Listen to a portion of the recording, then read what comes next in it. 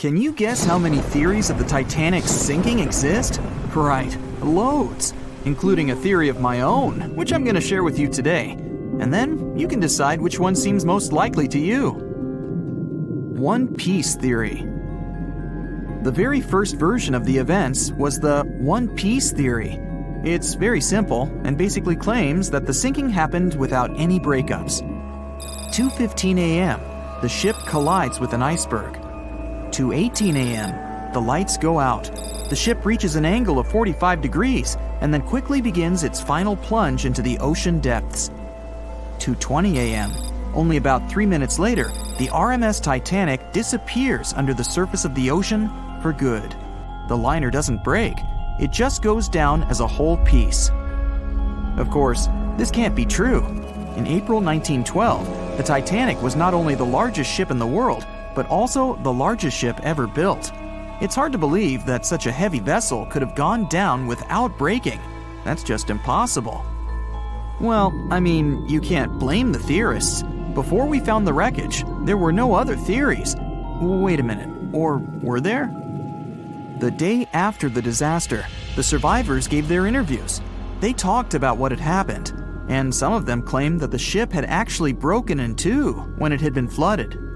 For example, Jack Thayer, a 17-year-old boy, outlined the sinking as he remembered it, and L.D. Skidmon drew a sketch based on his description. The picture clearly showed the ship breaking in half. But no one believed Jack or other witnesses. There was no evidence, so their claims were received with a grain of salt. But in 1985, things changed. First breakup theory. That's when Robert Ballard found the wreckage of the Titanic in the depths of the ocean. When people saw the wreckage, it became clear that Jack and the other survivors had been right. The Titanic did indeed break in two when it sank. So it's time for a new theory. 2:15 a.m. The keel breaks, the starboard list eases, and the hull continues to bow and crumble.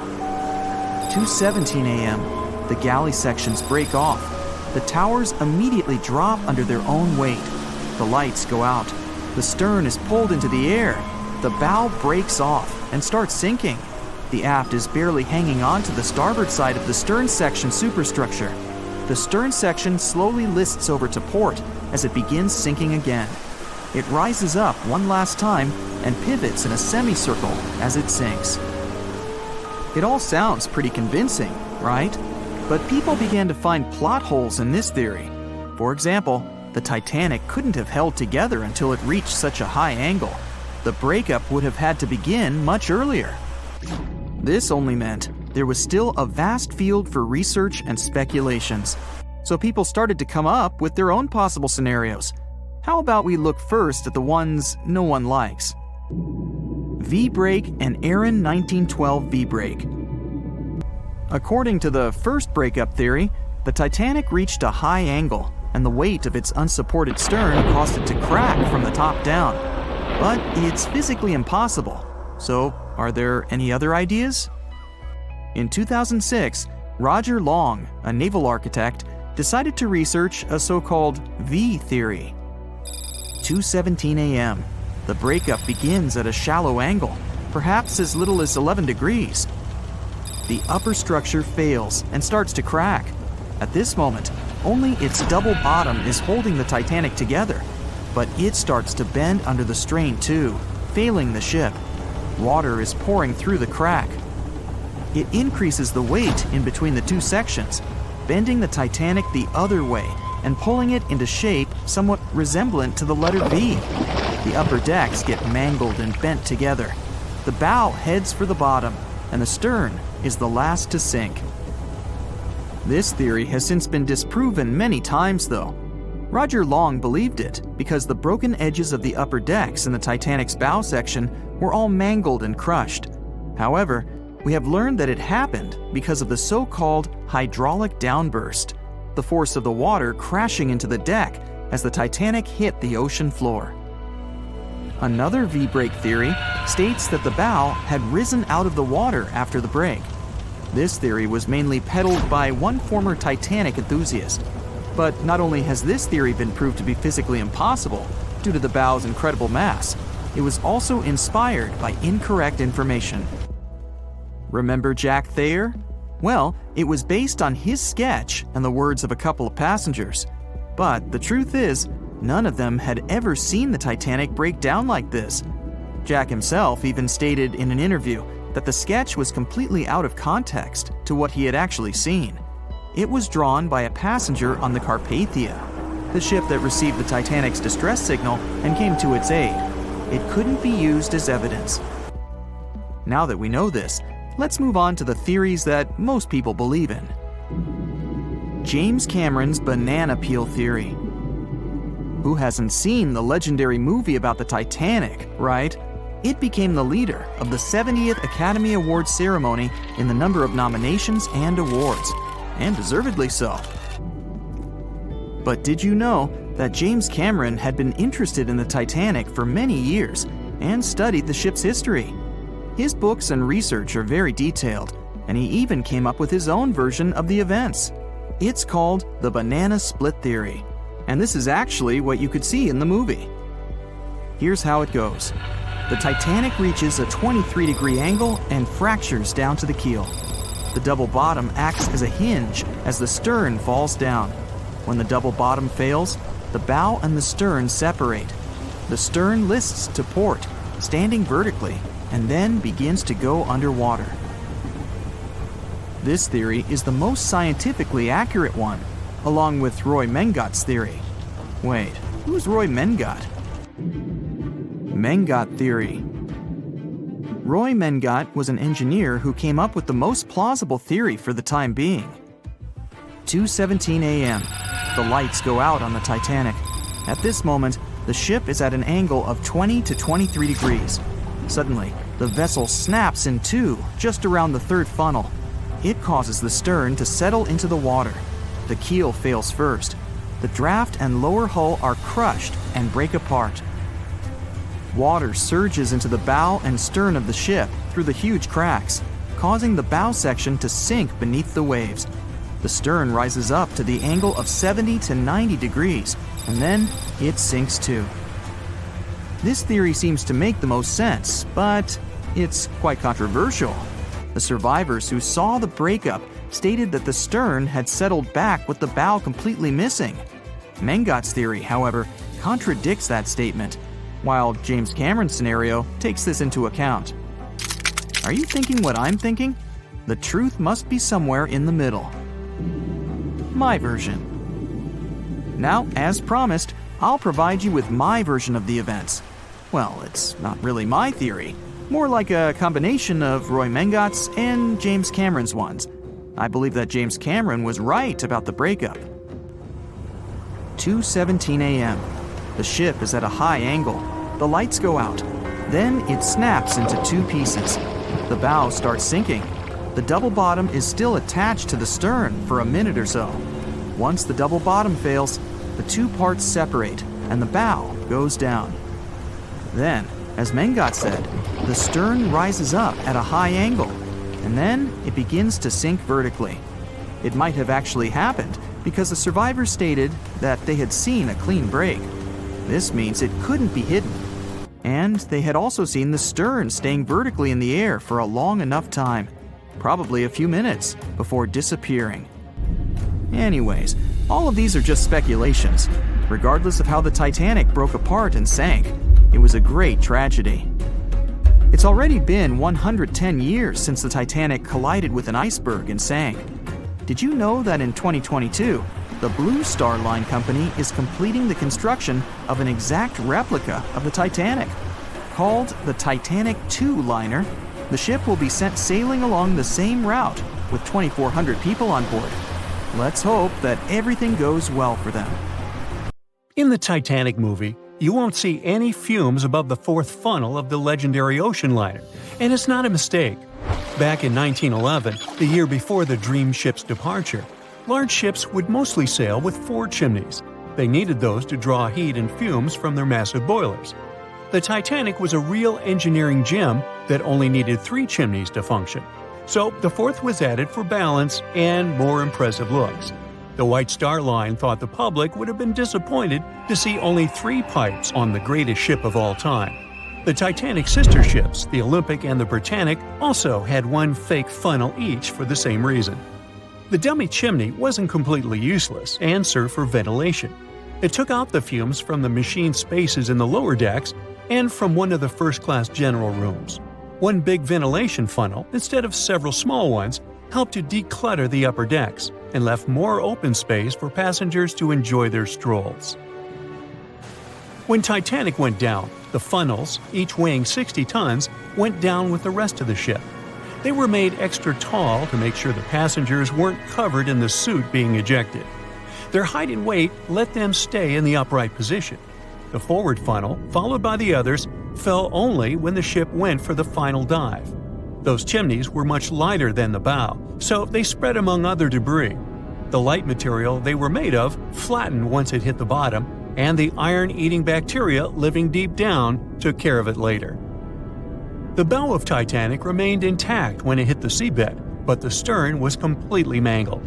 When the famous ocean liner hit that iceberg, things got really messy. It took the future movie star a whole 2 hours and 40 minutes to submerge completely. The collision let water flood 6 out of 16 watertight compartments. As the water gushed into the starboard side, the ship started to tilt down in the front and a bit to the right. By midnight, the damaged compartments were spilling water into others, and it was chaos because these compartments were only watertight horizontally. Soon enough, water started flooding through the anchor chain holes, and by 2 a.m., the bow was sinking, and the stern's propellers were lifted out of the water. The ship kept flooding until the moment the bow went underwater, and the stern shot up almost 45 degrees. The weight of those massive propellers stressed the ship's midsection. The steel just couldn't handle it and failed. Survivors described that moment as some loud noise, like breaking china or falling gear. That was the Titanic's upper structure giving in. By 12 past 2 a.m., the bow and stern were only connected by the inner bottom structure. Minutes later, the bow, weighing almost 16,000 tons, broke loose from the stern. The stern rose sharply to an almost vertical position and started sinking slowly. By 2:20, it disappeared underwater. The bow was cruising down at about 13 miles per hour and had hit the ocean floor almost a half an hour before the stern. The 2 parts of the Titanic now lie 2,000 feet apart, pointing in different directions. The bow remained mostly intact, just covered in mud. The stern turned into a tangled wreck because of the implosions it went through during the descent. The air trapped within the structure just couldn't handle the increasing pressure of the water deep down. Signal rockets played a big part in the Titanic's tragedy. When a ship goes down, you're supposed to shoot up red flares to signal trouble. But someone decided to stock Titanic with white lights instead of the usual red ones. So when the ship smacked into that iceberg, the crew fired off white flares. The SS Californian was passing nearby, and its captain knew the Titanic was in a dangerous iceberg zone. The crew didn't spot the sinking Titanic, but they sure saw those white rockets. The radio between the ships was useless because the Californian's operator switched it off. The captain had a gut feeling something was off, so he flashed a Morse code light signal at Titanic. But he received no reply because the Titanic had already gone underwater. There was another ship, Samson, sailing alongside the Titanic. It had plenty of illegally hunted frozen seal meat from Canadian waters abroad, so it was sailing with lights off to remain unnoticed. When they saw the Titanic's white rockets, they thought it was the Coast Guard and zoomed away. Samson didn't have a radio, so they couldn't find out about the ongoing disaster. The crew got the news about Titanic only when they got to the coast of Iceland the following month. There have been many theories to explain the Titanic tragedy, and one of the recent ones says that there was a fire involved. An Irish journalist went full detective for decades, digging into the mystery, and stumbled upon a game-changer. He came across a photo album that had been hiding from the public for a century after the tragedy. In the pictures, taken at the Harland and Wolff shipyard in Belfast, Northern Ireland, just over a week before the liner sailed, you can clearly see a massive 30-foot black spot on the ship's hull. Maloney researched the photos and eyewitness testimony from the time and claimed that a fire spontaneously broke out inside of one of Titanic's enormous coal bunkers. It was raging for a whole 3 weeks and messed with the metal, critically weakening a crucial segment of the ship's hull. Back then, most ships had just one hull, so it was the only skin the Titanic had. That's why the iceberg managed to punch a hole through the ship so easily. If it hadn't been for the fire, the Titanic might have shrugged off that iceberg collision. The company operating the liner knew about the fire, but they decided to conceal that fact. They didn't want any negative stories in the press as they faced some serious competition in transatlantic voyages. The Titanic was sold out, so they stocked up on coal and made it sail. The moon might have also played a role in the sinking. Our satellite heavily affects tides on the Earth. The closer it is to our planet, the stronger the tides are because of the increasing gravity of the moon. Back in 1912, the moon was so close it made several glaciers in Greenland break apart. Massive chunks of ice that broke off from the glaciers started floating south. The supermoon event came just 6 minutes after a spring tide. During new and full moons, the alignment of the moon, the Earth, and the Sun makes their combined gravity reach its peak. And the day before, our planet had come the closest to the Sun that year, which made the gravity even stronger. This mixture of events created perfect conditions for one of the most powerful tides in history. It created the perfect conditions for the icebergs breaking off from Greenland's glaciers to move freely. Opponents of this theory say that the difference in tidal force wasn't actually that big, and it couldn't have been the main cause of the sinking. The iceberg tore down the side of the ship, leaving a huge opening in the hull. It wasn't a continuous rip, and damage was caused in several places. Some experts believe the ship would have survived the iceberg if it had hit head-on. The Titanic had watertight compartments designed to prevent flooding in case of a collision. Only the first 3 or 4 of these compartments would have been flooded. This could have helped save a lot of lives. Supporters of this theory put the blame for the disaster on First Officer William Murdoch. Huge, fast-moving ships don't just turn in a matter of seconds like a speeding car. It takes minutes. When Murdoch realized the collision was inevitable, he tried dodging left to avoid a direct hit. But despite his efforts, the ship still collided with the iceberg. You know the rest.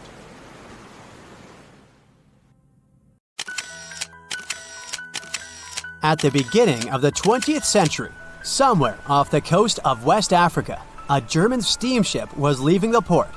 Suddenly, the weather got worse, and the vessel entered a thick fog. The sailors ran aground on a sandbank close to the shore. Luckily, no one was hurt, and they were even able to save their precious cargo. But the ship was stuck in the sand for good. And it was not alone there. Nearly the entire length of the western coast of Namibia is called Skeleton Coast. If the name sounds scary, that's because it is. This 976-mile-long beach line is among the most dangerous places on Earth. The local Bushman tribes believe that their supreme deity made this land when it was angry. The Portuguese were the first Europeans to set foot in Namibia in the 15th century. And yep, they didn't like Skeleton Coast either. Portuguese explorers thought this land presented the gates to the underworld. This is the place where the Namib Desert meets the Atlantic Ocean. It might be dangerous, but it's actually beautiful. Plus, it's a UNESCO World Heritage Site. If Skeleton Coast had a PR manager, they would quit on the first day on the job. The area is not exactly tourist-friendly because of its geography and history. Beneath the sand and the waves, there is a secret ocean currently lurking for unsuspecting sailors. It's called Benguela Current. It flows towards the north along the coast of southern Africa. This part of the Atlantic is rich in marine life, but the current's land neighbor isn't that happy with the deal. This arid climate created the Namib Desert, one of the driest regions on Earth. And that marine life I just mentioned? It's sharks. 11 species of them to be exact. And yes, the great white decides to pop by once in a while. So far, we've got a desert landscape, strong currents, and sharks. Not a place for a beachside resort, definitely. But if someone ends up on Skeleton Coast, will they know they're in danger? Don't worry, they will. The beach is littered with wrecks of all sizes and shapes. If you remember that German ship I mentioned in the very beginning, its massive and rusted stern is now sticking out from the desert sand. There are some 500 wrecks in total scattered along the coast, and it's a mixed crowd, from Portuguese galleons centuries old to ships that ran ashore here in the 21st century. A modern fishing ship called Zela India managed to slip from its tow rope in 2008 and ended up on Skeleton Coast. Okay, it didn't escape on its own, it had some help from the elements, but it's better to be a tourist attraction on a beach than to be broken up for scrap. That's where the trawler was originally going, poor thing. Skeleton Coast's most famous inhabitant, to call it such a place, is the wreck of the Dunedin Star. The British cargo liner ran aground here in 1942. The massive rescue operation that followed reveals why it's so dangerous for sailors to end up here. The rescuers managed to save all of the crew and passengers, but at a heavy price. An aircraft and a tugboat were lost in the process. It took the last of the rescuers a full 2 months to return home to Cape Town. Why, you might wonder? One look at the map of the region reveals the reason. It's an endless sea of yellow, which is the sand. There are so few roads here, so Skeleton Coast is hard to reach by land. There are also legal obstacles. You need a special permit to drive into the area. But the skeletons in the name of the area don't only refer to ships, they also stand for animal bones. Most of these belong to whales and seals. Many animals have adapted to the area, so lions and hyenas roam the coastline in search of a meal.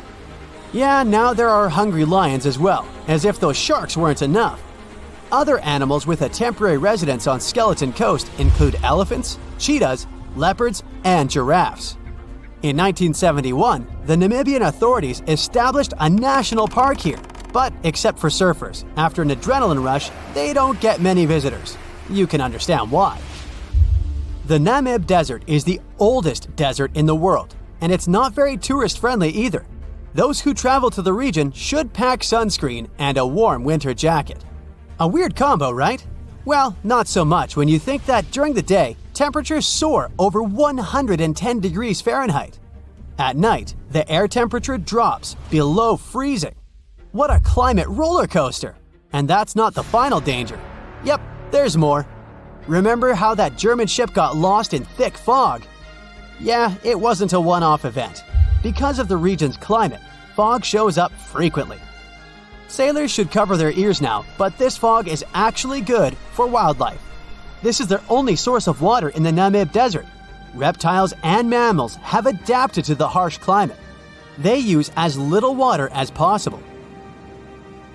Shifting sands, thick fog, strong currents, lions, and sharks. Not the stuff you would put in a tourist booklet, but Skeleton Coast isn't the only beach on Earth you wouldn't want to spend your vacation on.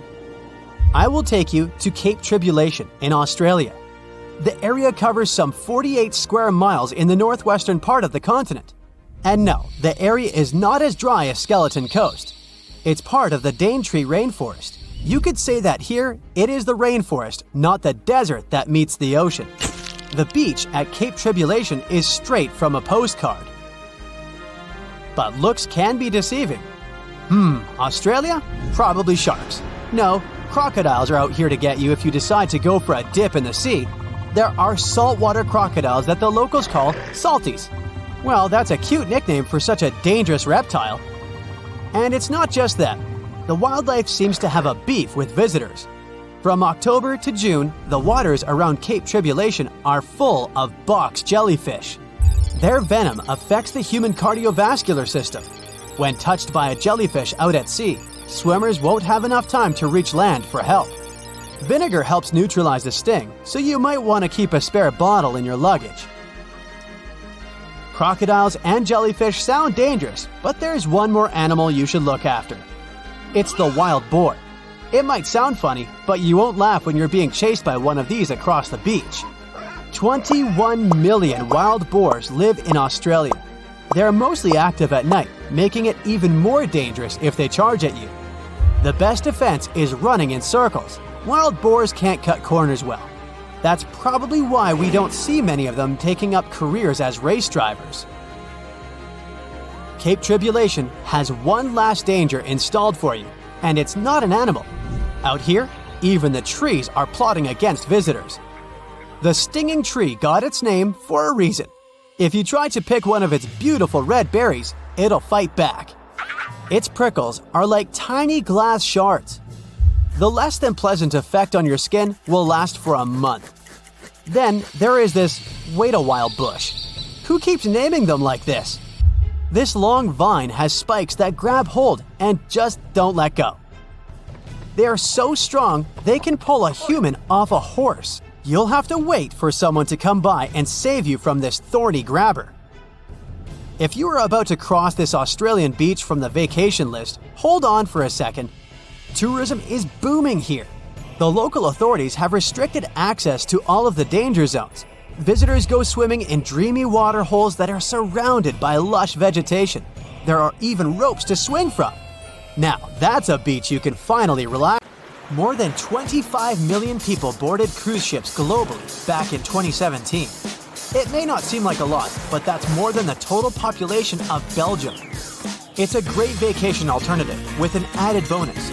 You can sample various different destinations for future time off in one single trip. If you've already booked a trip on a cruise ship, but you still have no idea what you should pack, start with some research on your specific cruise location.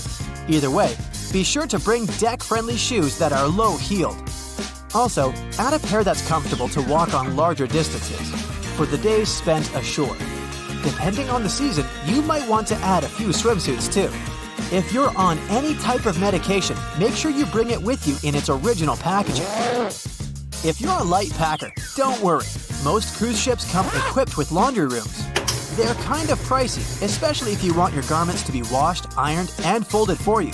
But it does save you the extra hassle of packing more clothes or washing them for yourself. It's really important that you check in with your credit card company before boarding a ship, more so if your itinerary includes one or more foreign countries. Your credit card might get frozen if there's any unusual activity on your account.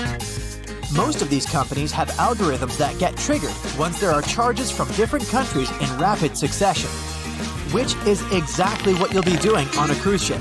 Letting them know beforehand saves you the embarrassment of having your card declined at some fancy restaurant. To make sure you get the best room, before booking it, check out the ship's deck plan. It should be available on their website. If it's peace and tranquility you're looking for, don't go for the rooms directly above or below any of the ship's entertainment points. Also, if you have a history of getting seasick, try to skip the rooms that are available at the front of the ship. Rather, go for those located in the middle of the ship on a lower deck. You'll feel less movement. If it's your first time going on a cruise, you might be surprised to know that some cabin rooms don't have windows. Before making a reservation, make sure to check out all the amenities of the room you intend to book. Most cruise liners add a bunch of pictures from the common rooms on their reservation pages, and it might be a bit confusing as to what you're getting exactly for that specific price point. Also, some rooms on board are quite small too. If you don't like to sleep in small spaces, you might want to upgrade to a larger room, even if it's a bit pricier. You can always split the cost with a friend if they want to join you on the cruise. With the help of modern technology, even if a specific location doesn't have windows, it doesn't mean you can't watch the waves. How, you might ask? Fancier cruise ships feature a secret added bonus. In the areas with no access to sunlight, specialists have built virtual balconies. These high-tech screens work by showing you what's going on outside in real time. They have an added benefit too. In case of bad weather, guests can still have a feel of the outdoors, without the wind or rain ruining their hair or their outfit. It may not be the real deal, but it still beats getting claustrophobic on board. Planning on going on a budget cruise? It might not be such a bad idea, especially if you're on the lookout for last-minute upgrades. You might even end up vacationing like a millionaire without having to spend money like one. These upgrades sometimes include things like a private balcony in your room, maybe some spa services, or even better prices for high-end meals. If they aren't all booked by the time people board the ship, they might be open for the rest of the passengers for way better prices than initially listed. There might be hidden freebies on board if you pay close attention. Things like complimentary pastries on board late in the morning or a late-night cup of tea on the house might be some of the things offered to guests. You only need to ask. You might want to check out what other tourists are doing. Some people with more experience cruising can offer pretty great tips and tricks.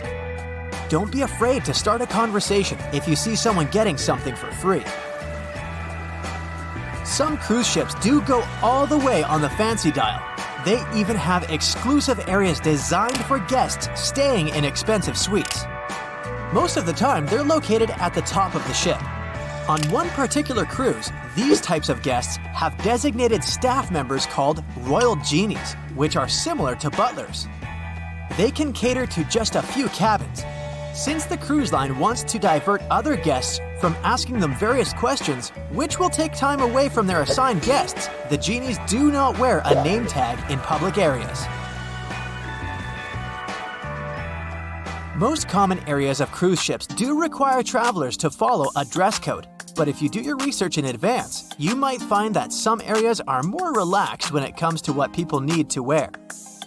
Most cruise ships require people to adhere to smart attire, which means pants with a collared shirt for men, or blouses and skirts, dresses, or stylish pants for the ladies. As for the travel destinations, be sure to research the ports you're about to visit in advance. You'll know what to wear, what the weather will be, and if you need to pack anything else, like an umbrella or a beach towel. Stops on cruises only last for a few hours in most cases, so you'll want to get the most out of them. If that specific location includes museums or art galleries you want to add to your checklist, be sure to book in advance so you don't waste time waiting in lines. Some cruise ships even provide their guests with private tours of the ports they're about to visit. Do make sure to book them in advance if this is something you might be interested in, as the list gets pretty full quite fast. Independent tours are a bit more private. You can spend time with your tour guide and even ask more questions. Always remember to put your phone in airplane mode while on board. Most cruise ship horror stories involve cruising newbies that ended up paying thousands of dollars in cell phone charges while on ships, just because they forgot to turn it off. If you're the type of person that can't switch off their phone, be sure to check with your cell phone provider before traveling internationally. Some can provide special plans for limited amounts of time, without extra charges. You'll be free to chat, call, or browse YouTube videos without worrying you'll end up paying a fortune. Most cruise ships also provide you with complimentary Wi-Fi or Wi-Fi packages that can be purchased in advance, which are way more affordable. You can stick to communicating with your friends and family back home via FaceTime or Skype. People that have heard about the Titanic tragedy will always wonder what might happen if something goes wrong while on board. Let's take lifeboats, for instance. The Titanic had a mere 20 lifeboats on board, which were tragically not enough to fit all the passengers after the ship hit the iceberg. Some fancy cruise ships these days have an even lower number of lifeboats, anywhere from 15 to 18. Sounds strange? Well, not really, given the fact that each lifeboat can accommodate up to 370 people. Even the largest ships, which have an estimated capacity of 8,000 people if fully booked, including tourists and staff, are safe in case of an emergency.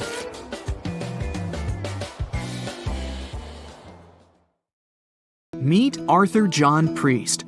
No, he isn't famous for being a painter or for discovering some long-lost treasure. He didn't invent some cool gadget or break any world records. No, Arthur John Priest is famous simply for being unsinkable.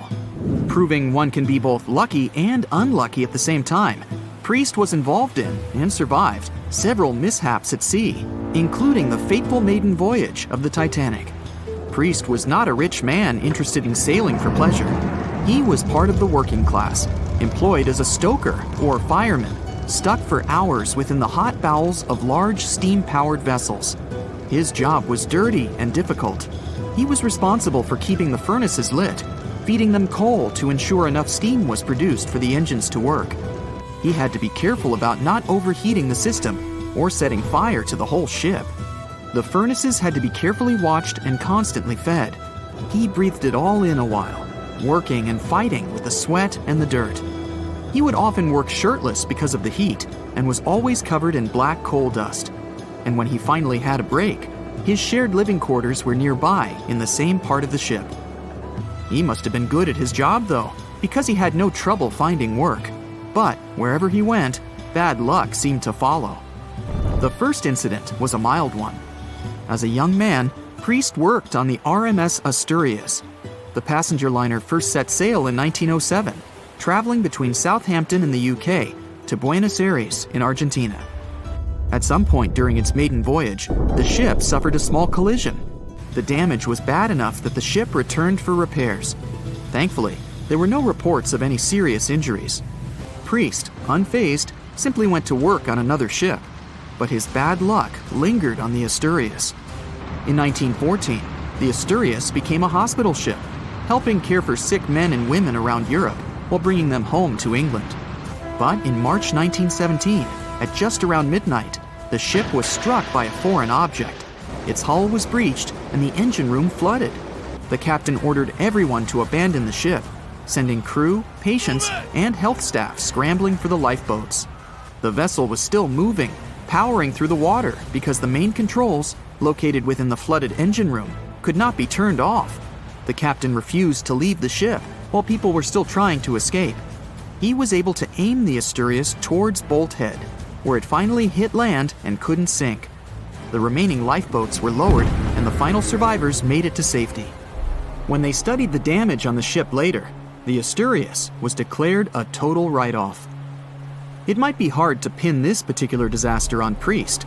After all, he wasn't even on the ship at the time. But it seemed that many of the ships on which he served were destined for trouble. His bad luck followed him to his next job on the RMS Olympic, a massive ocean liner. The Olympic was big. In fact, it had been designed and built as part of the fleet that included the Titanic. But with size came sacrifice. The Olympic was great at moving in one direction, but very difficult to handle when it needed to turn. It was September 1911. The Olympic was trying to alter its course. The Hawk, a smaller ship sailing nearby, didn't give the larger vessel enough room to maneuver, and the two slammed into each other. Because the Hawk was engineered to deal with potential confrontations when out at sea, its reinforced bow tore through the Olympic. Two large gashes appeared on the ocean liner's side. The propeller shaft was badly twisted, and worse, the ship began to take on water. Somehow, the Olympic made it to shore without sinking, and nobody was seriously hurt. Priest had no idea that this was just a small taste of what his future held for him.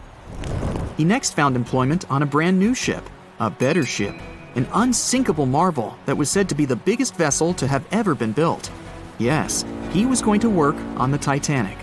And what a job! It took 29 boilers, requiring 850 tons of coal a day to produce enough steam to power the Titanic. Priest was just one of 150 stokers toiling away in the ship's underbelly, keeping those fires burning day and night. He made around $30 a month. But on April 14, 1912, he would find himself flung from a world of extreme heat to one of blistering cold. At approximately 11:35 p.m., the crew spotted an iceberg. The Titanic tried to avoid it, but the alarm had been sounded too late. 5 minutes later, the two collided. The iceberg tore through the hull, and the once watertight compartments inside were badly ruptured. As the cold Atlantic water flooded in, the ship began to sink. Distress signals were sent, but the closest ship, the Carpathia, was over 3 hours away.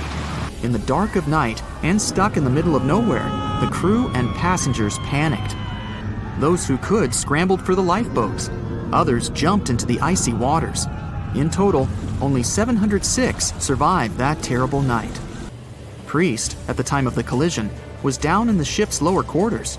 He was on break, relaxing from a hard day of work. And as the ship went down, so did his chances of survival. He and his fellow workers were in the most dangerous position on the ship. They had to make their way through a maze of corridors and gangways, some of which were flooded, in a mad dash to the deck. And then they faced the frigid water, jumping in and desperately swimming to safety.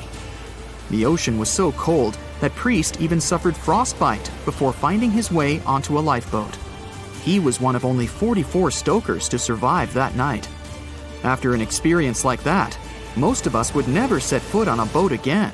But Priest had to work. His next job also ended in disaster. He was offered employment on the HMS Alcantara. It went down in 1916, and Priest was again one of the few to make it to safety. He was badly wounded in the process. But he kept pressing his luck, and his next job as a stoker may have felt eerily familiar. He would be working on a ship built by the same people behind both the Olympic and the Titanic. And this ship, named the Britannic, was the biggest of the three. It was also believed to be a superior vessel, fitted with new safety features after the Titanic sank. For example, it had 48 open lifeboats, 46 of which were the largest ever used on a ship before. 2 of these were even motorized and equipped with special communication devices. The good news? The Britannic survived its first trip without incident. It was already doing better than the Titanic ever did. However, on November 21st, 1916, the Britannic was shaken by a loud explosion while traveling through the key channel in the Aegean Sea. The hull was damaged, and some of the compartments began to fill with water. But, unlike the Titanic, the Britannic had been designed for just such an emergency. It had been fitted with 5 watertight bulkheads. Intact, these would help keep the ship safe and floating for a much longer period of time. But there was one issue. Portholes along the lower decks had foolishly been left open. As the ship tilted, the portholes let in water, which flooded the Britannic and hastened its descent into the sea. This effectively made those watertight bulkheads useless. The ship was going down fast, much faster, in fact, than the Titanic had sunk. 35 of the lifeboats were successfully launched, saving most on board. Of the 1,066 passengers and crew, 1,036 survived. Priest, his luck intact, was one of them. And yet, he still wasn't done with a life at sea. He accepted a position as a stoker on the Donegal.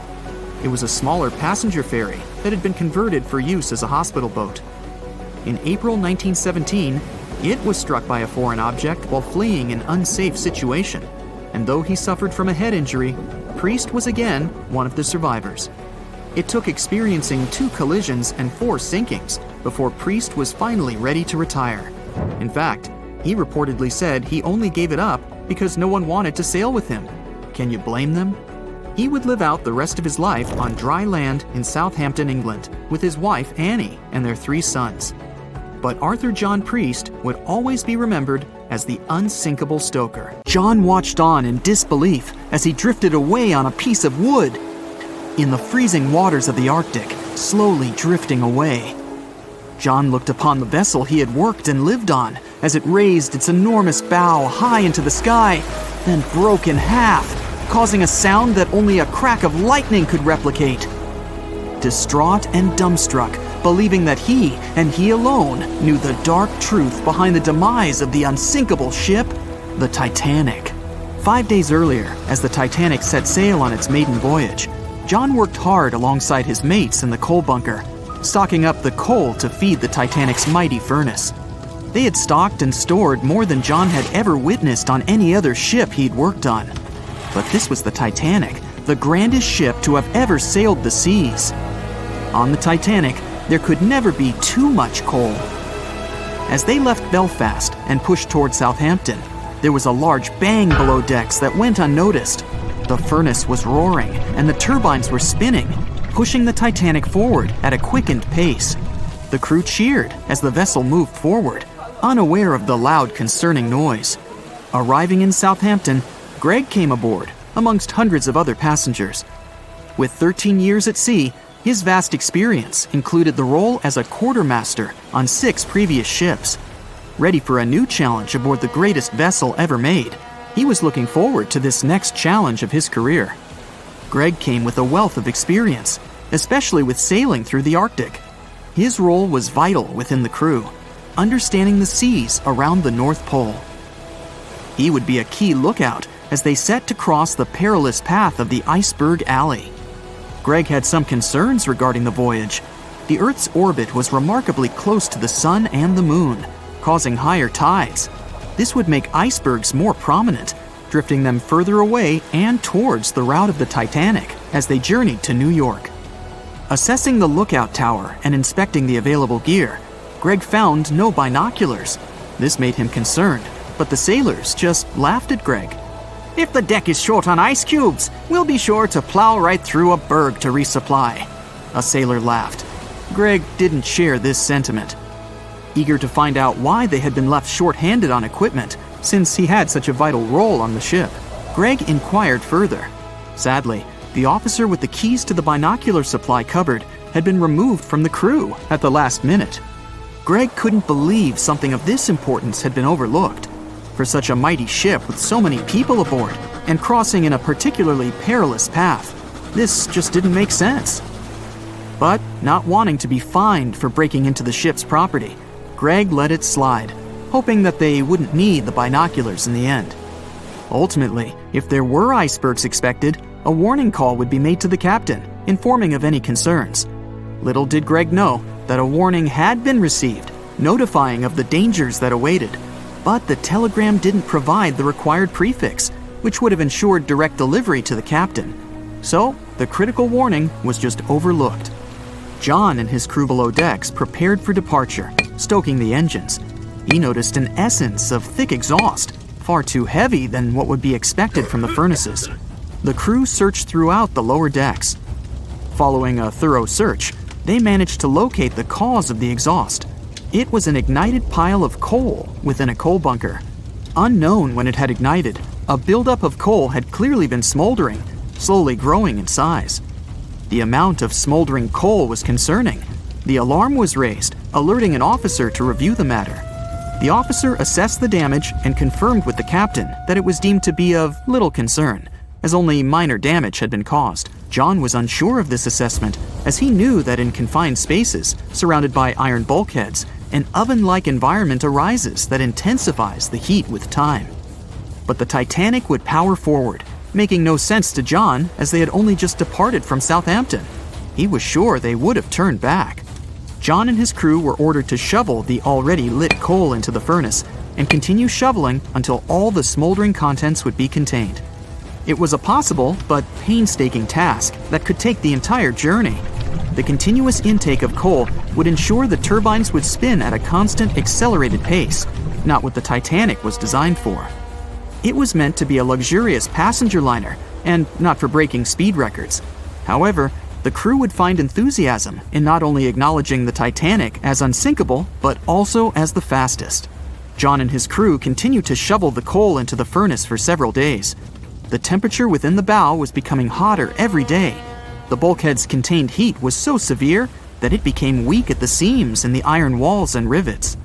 "2 more days, lads, just 2 more days!" John was laughing, trying to raise the spirits of his mates as they were working tirelessly. But as they were all laughing, joking, and looking forward to dry land, they unknowingly approached their final destination.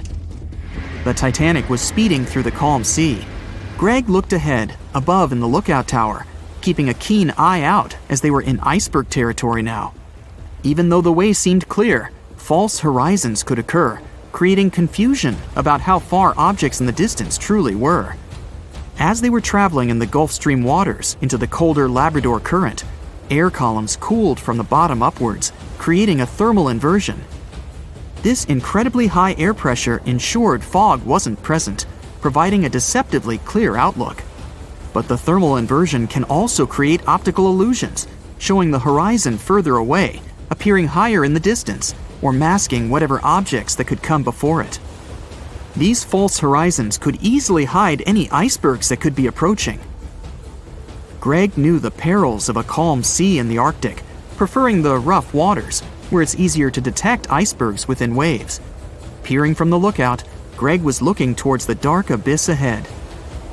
Suddenly, within 1 mile directly in front, a formidable image quickly emerged from the dark waters surrounding. "Iceberg, right ahead!" Greg yelled to his mate, who quickly called to the helm and directed them to steer hard to starboard. The helmsman received the call. In the heat of the moment, he turned the wheel counterclockwise. He then realized he'd turned the wheel the wrong way and quickly went in the opposite direction. The ship aimed towards the iceberg, veering to the port side whilst reducing speed.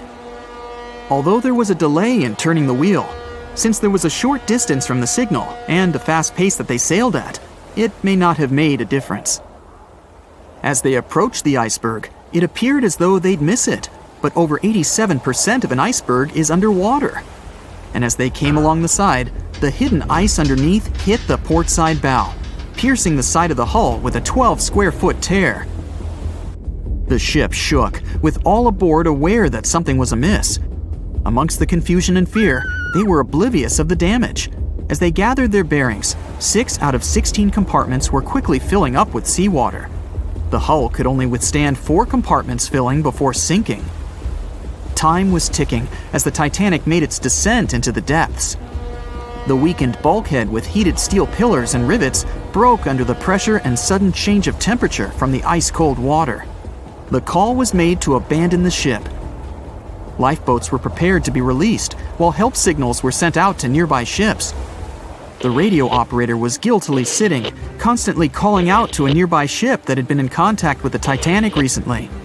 There was steady communication with this ship over the past few days, providing warnings of icebergs since the Titanic departed from Southampton. The final warning message received was just 1 hour ago.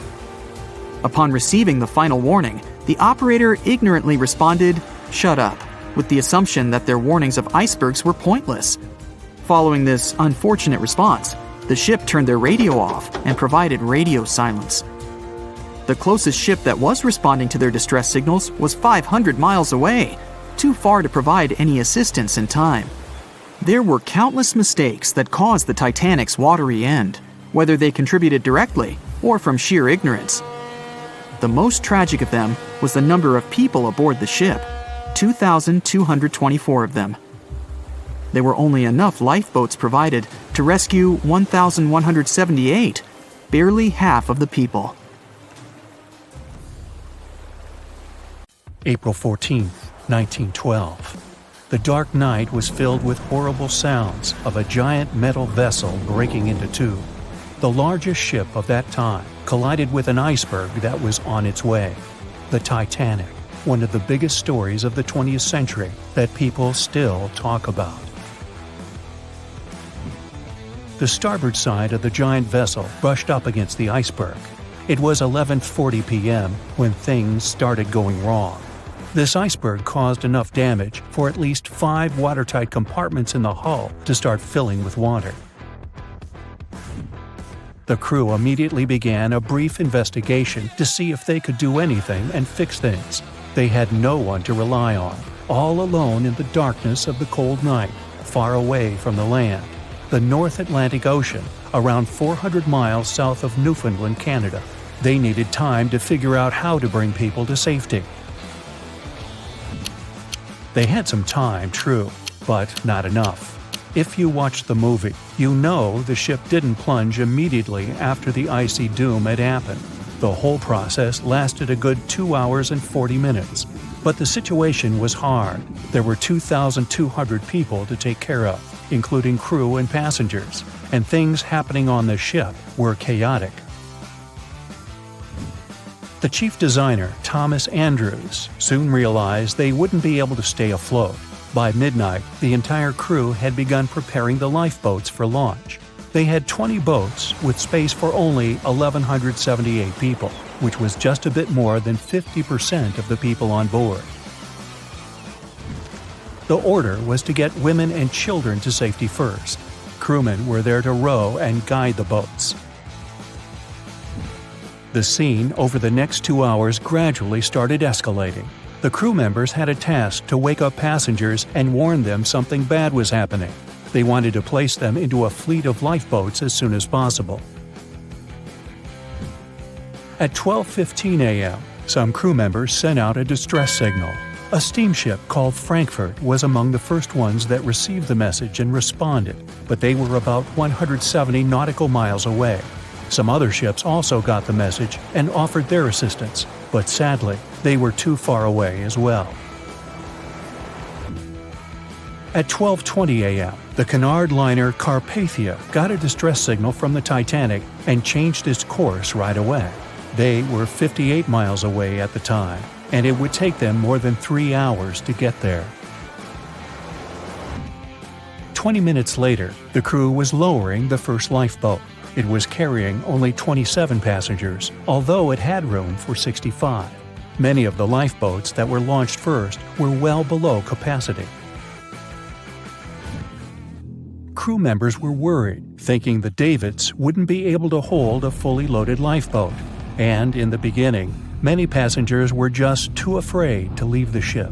They still thought Titanic was unsinkable and couldn't imagine the scenario that was going to happen 1 to 2 hours later. The crew was firing the first of 8 distress rockets. Unsuccessful. No one was close enough to help. By 1:20 a.m., they lowered 10 lifeboats. Number 8 had only 28 people in it. One of the passengers on the number 10 was 9-week-old Melvina Dean. She would later become the last survivor who lived until 2009 and turned 97. It was 2 a.m. already. 3 of the collapsible boats were the only lifeboats that remained on the ship. The bow of the vessel had sunk low and had tipped far under the surface. People around it could now clearly see stern propellers above the water. Crew members were lowering collapsible lifeboat D from the roof of the officers' quarters with over 20 passengers in it. As the ship's bow went under, the water was washing collapsible A from the deck. Those 20 people were struggling because their boat was partly filled with water. As crew members were trying to release collapsible B, it fell. Before they righted it, the water swept it off the ship. 30 passengers still managed to find safety on the overturned lifeboat. At 2:17 a.m., the ship's wireless operator decided to transmit one last distress call. A minute later, the light on the ship finally went out. Titanic and all left on board plunged into darkness. The bow continued to sink, and the stern was rising higher above the surface, which placed great strain on the midsection. Horrible sounds were filling the night. Titanic, this massive, legendary ship so many people placed their hopes in and were excited about, broke into 2 between the 3rd and 4th funnels. Reports would speculate it took about 6 minutes for the bow section to reach the ocean bottom. The stern settled back in the water before it rose again into a vertical position. It remained in this situation until it finally disappeared into the ocean. At 2:20 a.m., the stern apparently retained air inside, and water pressure crushed it as it went down. The stern landed about 2,000 feet away from the bow. People consider the Titanic the fastest ship in the world. They thought it was unsinkable because 4 of its compartments could be flooded, and that still wouldn't cause a critical loss of buoyancy. Its life was problematic since its beginning. While the ship was leaving port, it moved within a couple of feet of the steamer New York. It managed to safely pass by, which was a huge relief for all those worried passengers massed on the ship's decks. Titanic sailed off on the 10th of April. Its first journey was across the highly competitive Atlantic route. On the launch day, the Titanic became the biggest movable object in the history of humankind. 882 feet long, 92 feet wide. Not that big if you compare it with today's ships. The biggest cruise ship in the world today is Royal Caribbean's Symphony of the Seas, which is roughly 5 times the size of Titanic. If you put that ship in a vertical position, it would be nearly as tall as the Empire State Building, which is 1,250 feet without antennas. But Titanic was a huge attraction back in its time. At one moment of their journey, they stopped in France, after which they made another stop in Ireland. Once the final passengers boarded, the massive ship set out at full speed for their final destination, New York City. 4 days after the beginning of its journey, Titanic failed to divert its course from a huge iceberg, the story we all know about. Only 700 people survived, and most of them were women and children. The night was extremely cold, 1 hour and 20 minutes after Titanic had gone down to the bottom of the ocean. Survivors weren't even sure someone was coming to save them. Finally, they saw the light. It was Carpathia coming towards them. They came for the people in the lifeboats. The crew brought them aboard and pulled a handful of other passengers out of the water. Many ships tried to contact Titanic a few hours after it sank. Their messages were never returned. Later, when there was an investigation of what really happened, they discovered the Leyland liner California had been less than 20 miles away when Titanic was sinking. But the crew didn't hear the distress signals coming from Titanic because their radio operator was off duty. Countries from both sides of the Atlantic were shocked and horrified when they heard details of what happened to Titanic. They decided to make changes to ship operations, rules that would help avoid such events in the future. They held the first International Convention for Safety of Life at Sea, where they adopted rules for every ship to have lifeboat space for each passenger on board. Also, lifeboat drills became mandatory. They also decided to establish an international ice patrol. Its main role was to monitor icebergs in the North Atlantic shipping lanes. Ships also needed to maintain a 24-hour radio watch. Titanic wasn't built alone. Because of the size of this magnificent ship and all the new equipment it required, it would have been too expensive as a one-off. So the team built the Titanic alongside two sister ships, and both of them had eventful lifetimes. RMS Olympic came first. It was launched in 1910, and for a whole year was the biggest liner in the world.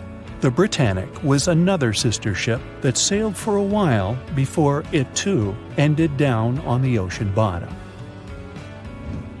But only Titanic became a legend and one of the most fascinating stories of modern history. The year was 1854, and the SS Arctic, the fastest passenger liner of its time, set out to cross the Atlantic.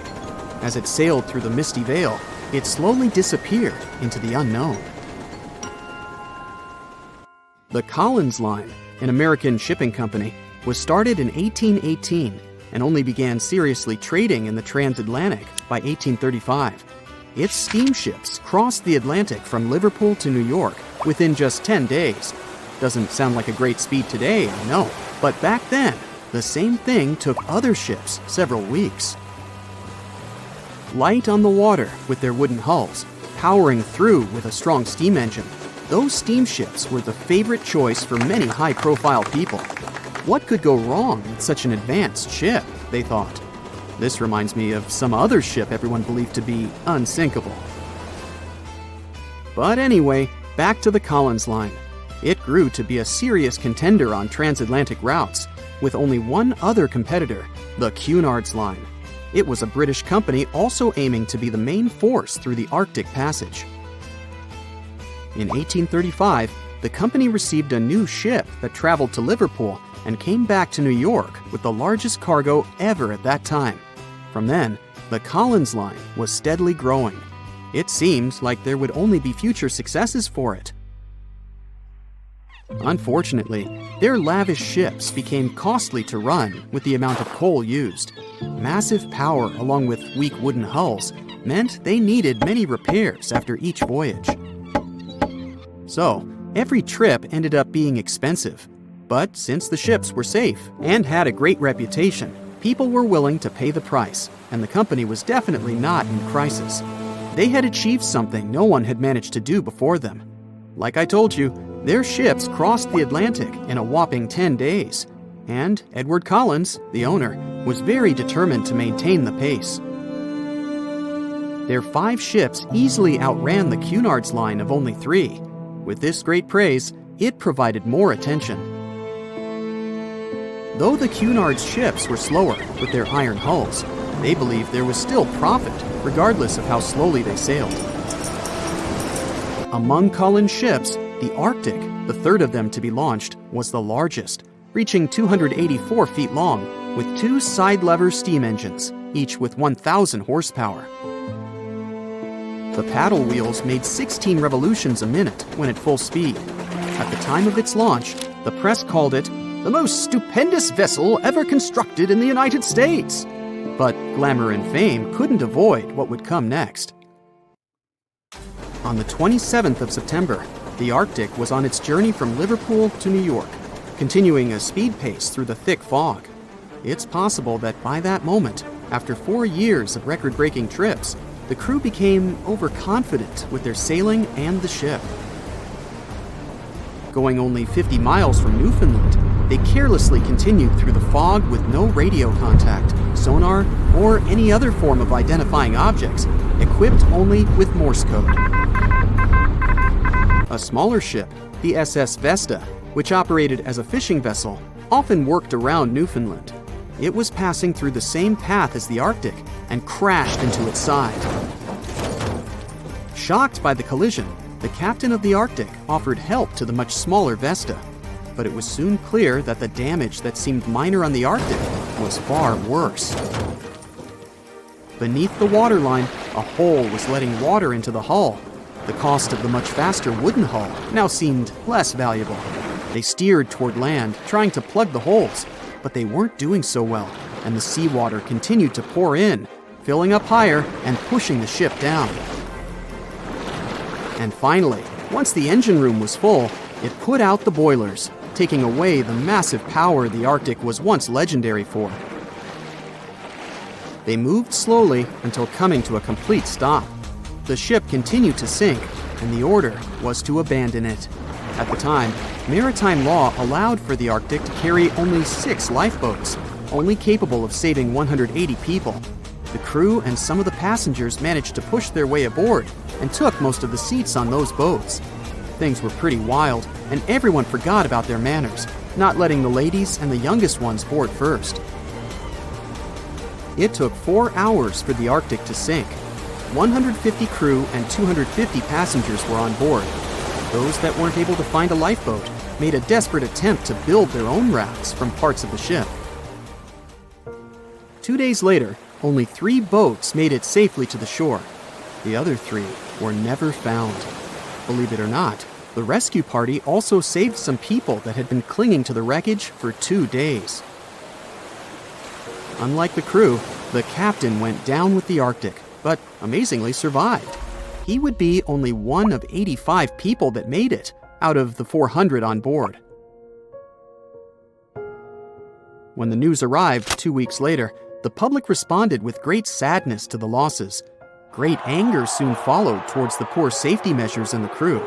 The press published demands to change the laws for more lifeboats. It only made sense to have enough for every person on board a ship. But they ignored those requests. This neglect would lead to more disasters in the future. Enough lifeboats would only come into maritime law some 60 years later, after the disaster of the Titanic. Edward Cullen's wife and 2 children were also aboard the ship and didn't return. He was heartbroken, but didn't stop running his business.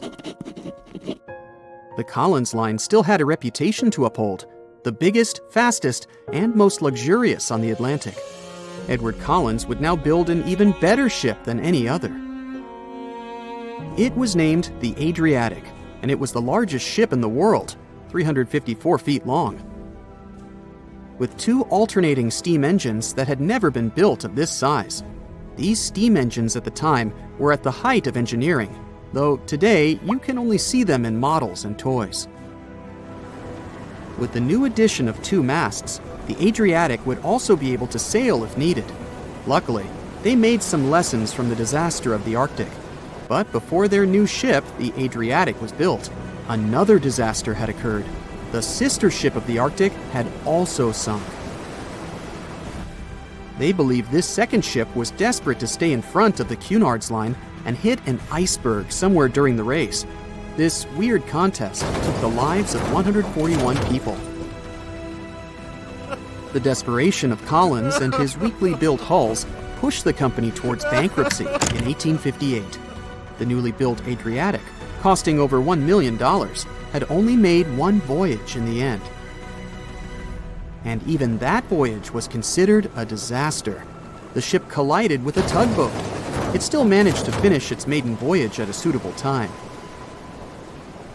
After the company had gone bankrupt, they had to sell the ship for only $50,000. They removed the great giant engines, replacing them with only sails.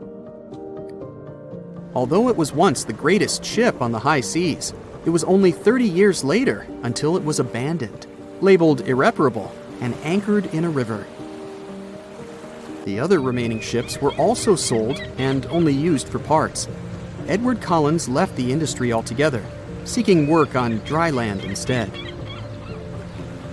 As the Collins line was no longer in the mix, the Cunards would grow in strength. Without competition, they would win the Blue Ribbon for the next 30 years, and 180 years later, after producing hundreds of ships.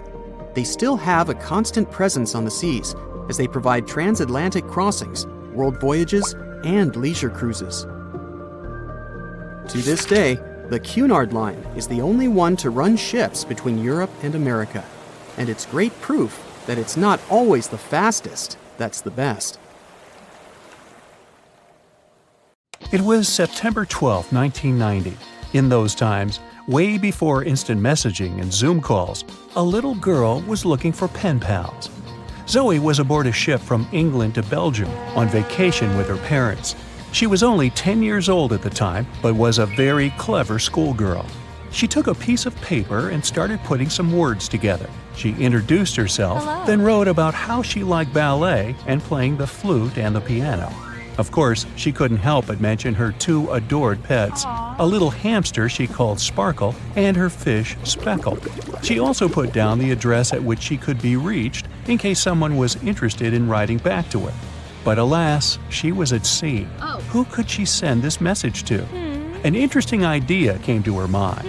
She carefully placed her letter in a plastic bottle, tightly closed the lid to protect it from the water, and threw it into the sea. The little girl's excitement faded away over the years as she didn't receive a response.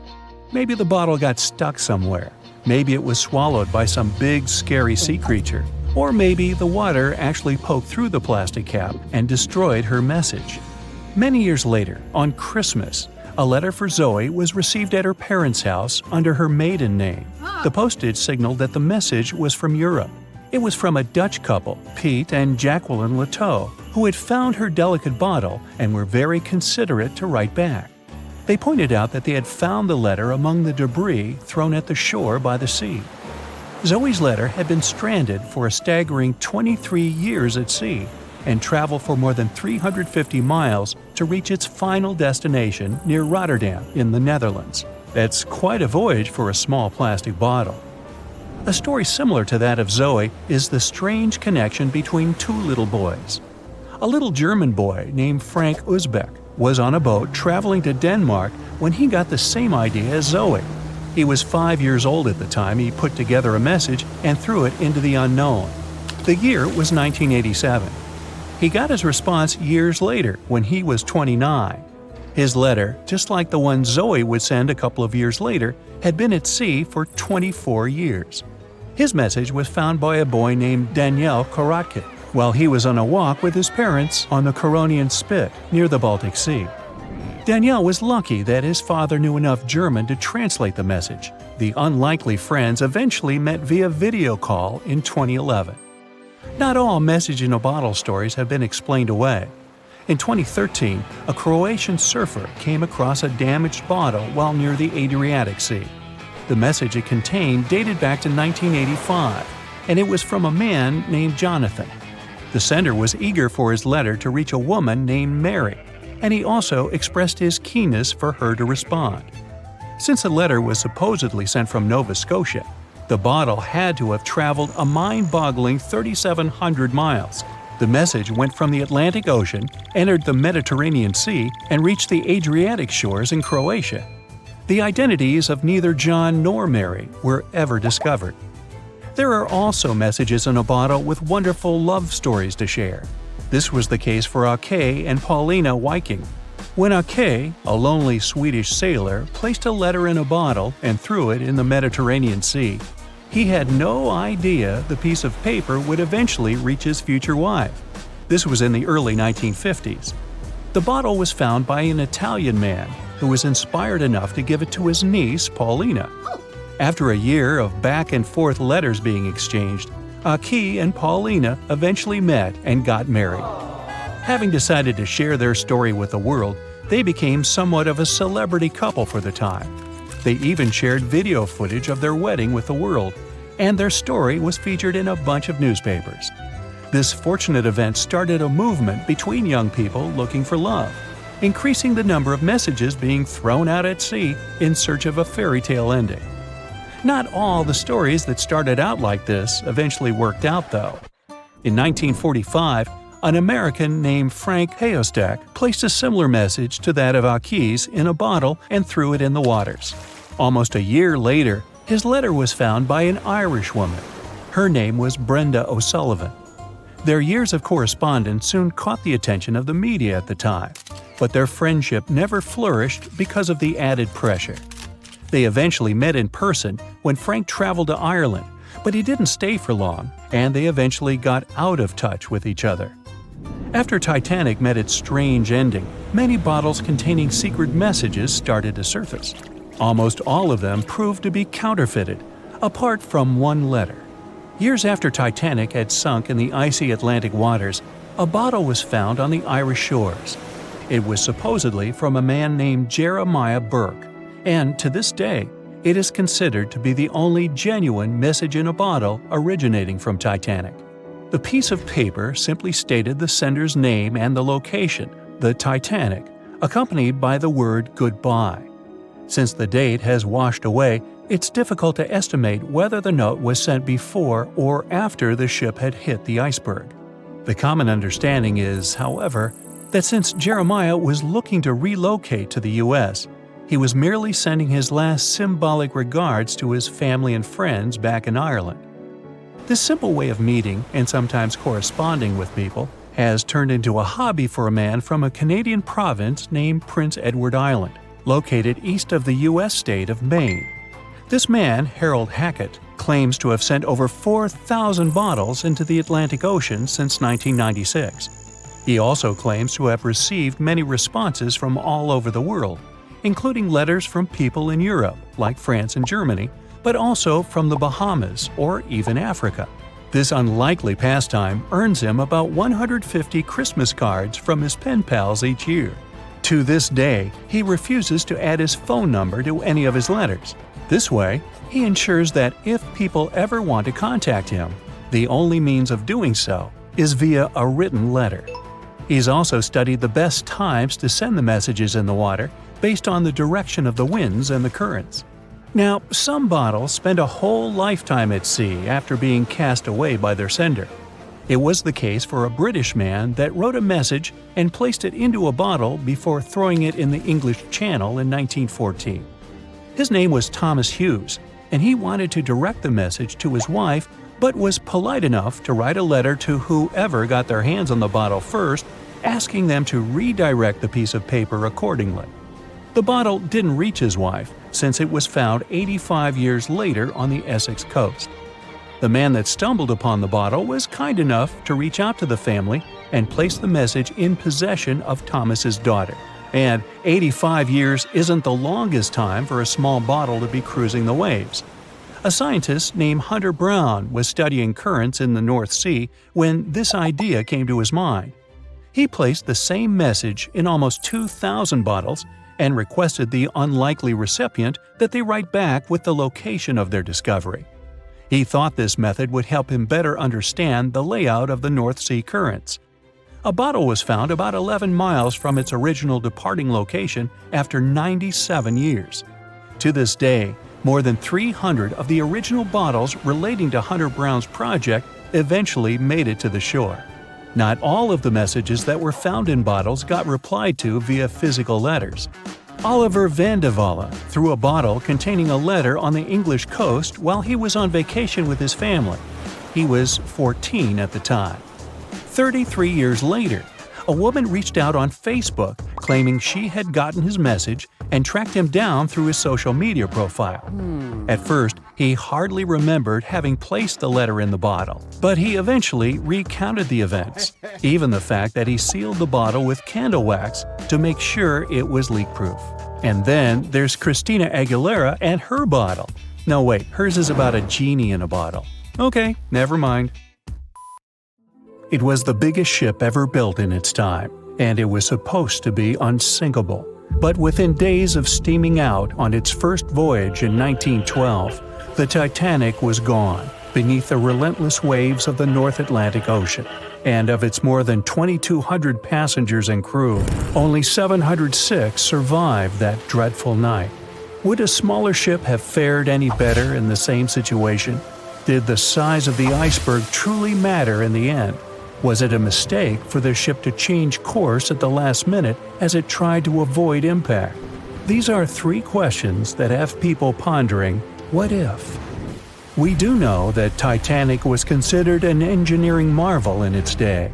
Designed by Thomas Andrews for the British shipping company White Star Line, it was just over 880 feet long and 175 feet tall. Built with abundant space for 840 staterooms, a swimming pool, a squash court, a gym, and 2 dining rooms.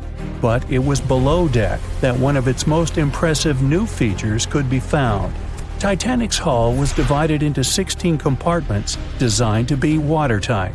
Up to 4 of these compartments could take on water in the event of a breach, with the remaining 12 helping to keep the damaged ship afloat. It was thanks to these compartments that the ship was regarded as unsinkable. Rumor has it that Philip Frank, White Star Line's vice president, even declared, "There is no danger that Titanic will sink. The boat is unsinkable, and nothing but inconvenience will be suffered by the passengers." On April 14, 1912, that proved to be mistaken when Titanic struck an iceberg. As ice ripped along the ship's hull, several of those watertight compartments ruptured. It took only 2.5 hours for Titanic to sink. Did the size of the iceberg that hit Titanic seal its fate? Would a bigger or smaller iceberg have made any difference? Icebergs come in a wide variety of shapes and sizes. They are pieces of ice that have broken away from glaciers or ice shelves in the Arctic and Antarctic, and are now wandering across the ocean until they eventually melt. One of the tallest icebergs ever found would have easily dwarfed Titanic. Discovered in 1957, it was 550 feet high. That's close to the height of the Washington Monument. Imagine ramming into something that big. Smaller icebergs, though, can turn out just as dangerous. Some are the size of houses and called bergy bits. Others, closer to the size of a car, are called growlers. These can be much harder for ships and boats to locate, making them more difficult to avoid. And, though smaller, they can produce a lot of damage when hit. It's also critical to recall that icebergs are always bigger than they seem, with the majority of their mass lurking below the ocean surface. In fact, over 80% of an iceberg's volume is underwater. Most of its sharp, jagged edges cannot be seen. Roam too close, and you risk damaging your ship's hull. Because Titanic had little notice of its impending doom, a smaller iceberg, struck at the same angle, could still have been enough to bring that mighty ship down. Now, it's possible that had the iceberg been larger, it would have been spotted sooner. Titanic might have had time to alter course and avoid the impact. But missing that one iceberg would not have guaranteed Titanic's safety. It was traveling in a dangerous stretch of the Atlantic called Iceberg Alley. It's located 250 miles east and southeast of Newfoundland, Canada. Behind one iceberg, there could be another, and another after that. And so the crew on board had to remain very attentive to avoid several potential collisions, not just one. A smaller ship might have been better suited for the trip. Titanic's size was certainly a challenge when it came to steering. In fact, it had just left her dock in Southampton when it nearly collided with another smaller ocean liner, the SS New York, missing it by just 2 feet.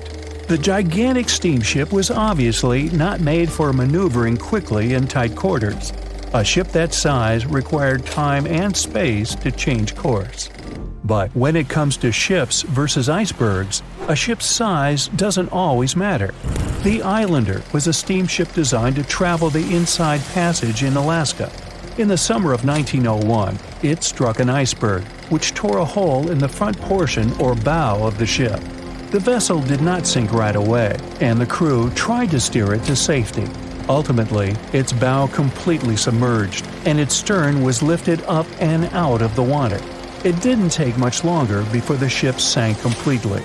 Of the 168 passengers and crew members, 128 survived, and $3 million in gold was lost. Islander had a 240-foot hull, making it almost a quarter of the size of Titanic, and that smaller size didn't seem to be much help in preventing a collision with an iceberg. And then there was the Hans Hedtoft in 1959. Also known as the Little Titanic or the Danish Titanic, it was referred to as the safest ship afloat. It was 272 feet long with 95 people on board. Much like the real Titanic, the Hans Hedtoft was specifically engineered to handle most of what the sea could throw its way. Along with its double steel bottom, it also had an armored bow and 7 watertight compartments. How could such a ship sink? But it could, and it did. It was on its first voyage, returning to Copenhagen, when it ran into trouble. On January 30th, it hit an iceberg. An SOS was sent, but when the Johannes Cross arrived to help, the Hans Hedtoft was nowhere to be found. The only evidence of the ship's existence was a lifebelt that was washed ashore in Iceland 9 months later. Again, the ship's smaller size didn't work in its favor. A smaller size of Titanic wouldn't have guaranteed a safe voyage in 1912.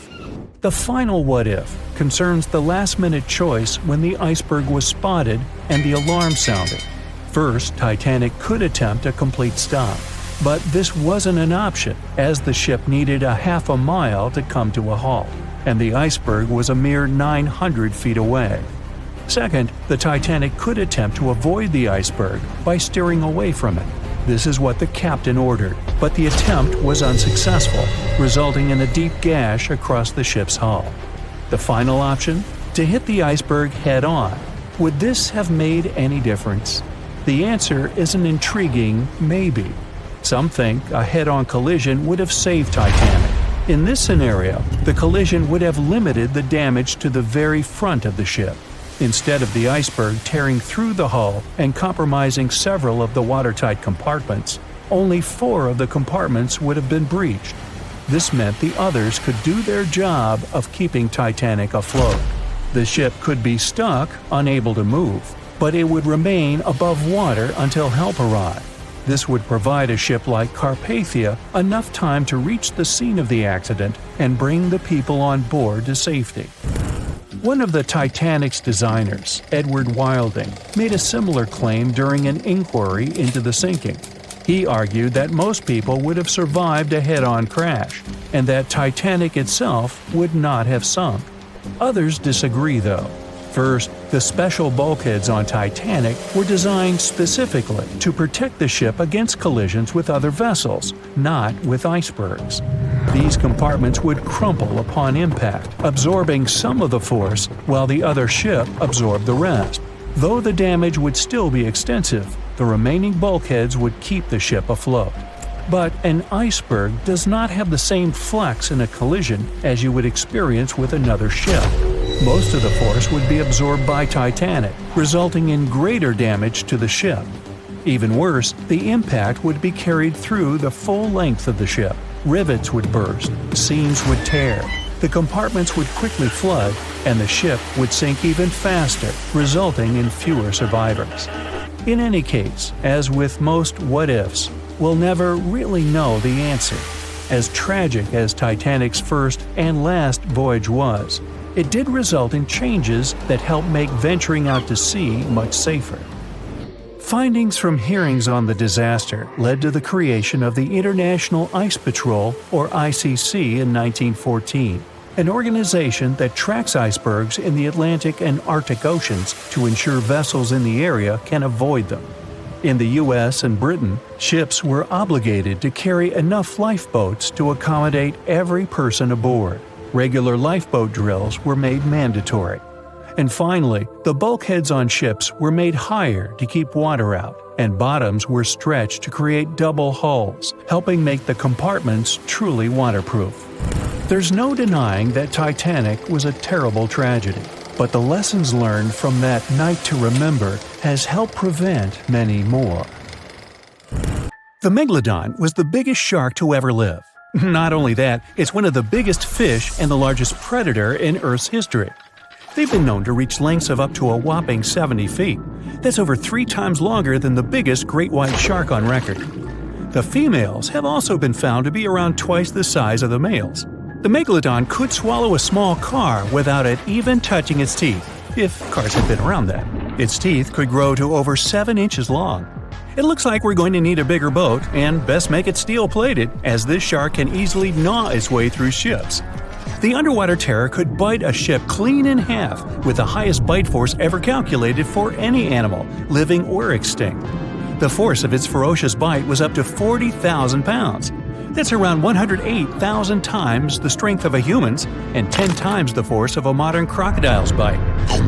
Its chomp is so strong that it makes the T-Rex's bite look about as powerful as my granny's after she's taken her dentures out. In fact, the Meg was so big and powerful that it had no natural predators. It was the uncrowned king of the seas, swimming freely from ocean to ocean. This cosmopolitan creature was found all over the world, from America to Europe and Australia to Japan, assuming there were countries back then. Meg fossils have been found on every continent except Antarctica. Everybody skips Antarctica. Science tells us that the Megalodon went extinct over 3.6 million years ago. But could they still be alive at the deepest depths of the ocean? Only around 80% of the ocean has been explored, and its deepest point, the Mariana Trench, is over 7 miles down. So who knows what's lurking at the bottom? If you did manage to make it down, it is unlikely that you'll run into a Meg, though. The sharks, like us, preferred warmer coastal waters. Deep ocean living would be too cold for the beasts, and food would be scarce. Their entire bodies would also have to evolve to avoid being squished by the enormous water pressure down there. It's unlikely they're still around, but not impossible. Some good news, if you do run into one, is that the shark is pretty unlikely to eat you. You are way too small a meal for the Megalodon, even if you have a couple of friends with you. This guy eats whales that are over 50 feet long. If you're having a beach party, though, it's a different story. In a beach full of swimmers, the shark very well might creep up, scooping several humans into its giant mouth without even chewing. But wait, let's rewind. How does the shark take down a 50-foot whale? It first bites off its fins, making the whale unable to swim away. It then casually munches it down piece by piece. Because of their size, sharks had to consume over a ton of food every single day just to sustain themselves, like me. All that food made the Megalodon extremely heavy. They range from anywhere between 50 to over 100 tons. For context, that's around the same as 7 to 16 adult male African elephants. To fit all this food in, their jaws had to open pretty wide. A Megalodon's jaw could span 9 by 11 feet wide. That's easily big enough to swallow 2 adult humans side by side. The fearsome name Megalodon comes from 2 Greek words, mega meaning big and odont meaning tooth. So combined, they mean what? Big tooth. And it certainly lives up to its name. Just one of its chompers is the same size as a human head. It had 276 humongous teeth in total across 5 terrifying rows. In all of history, only a couple of saber-toothed cats and the T-Rex had consistently bigger teeth. Now that's a showdown I'd like to watch. The Megalodon vanished millions of years ago, leaving only huge teeth to be found by modern archaeologists. They literally disappeared with very few traces left. Scientists believe that, over time, sea levels dropped and the ocean temperatures went down rapidly.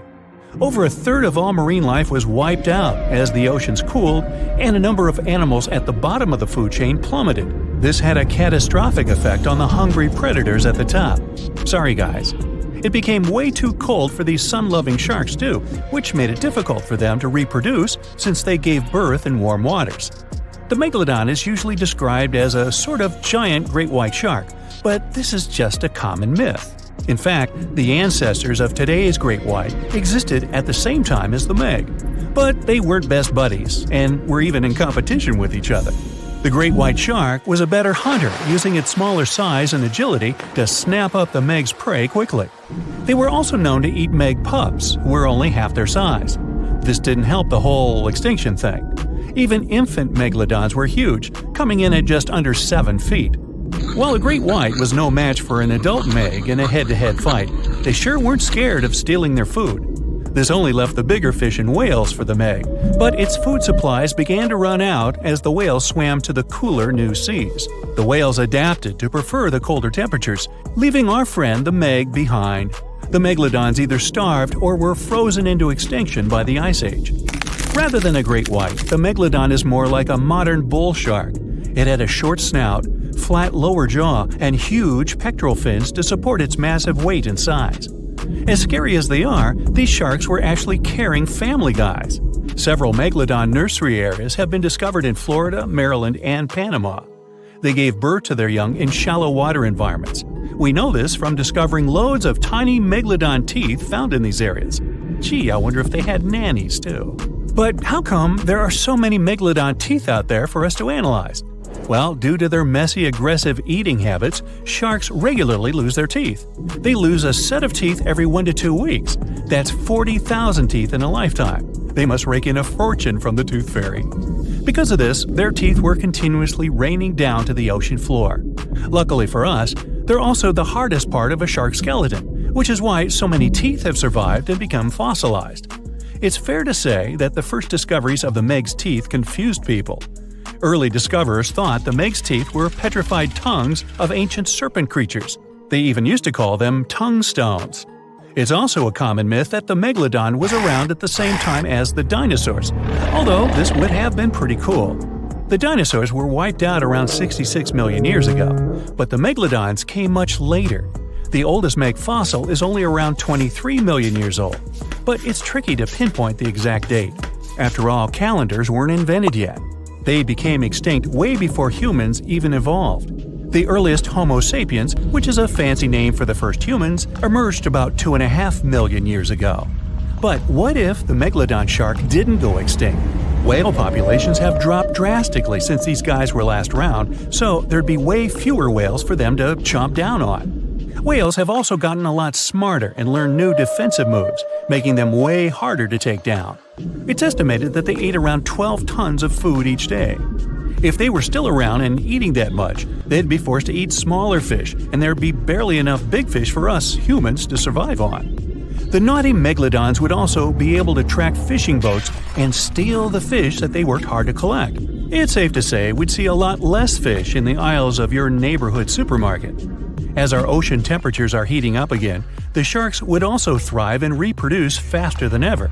There'd be more and more of these giant eating machines in the water, reducing our fish supply even more. It would also cause massive problems for cargo ships and cruising vessels. Imagine coming into contact with one of these bad boys while you're sunbathing on the deck. Even beachgoers would be hard hit. Megalodons give birth in shallow waters, so many of our favorite beaches would quickly become dangerous shark nursing grounds. Hey, where did that beach volleyball game go? They were playing just a moment ago.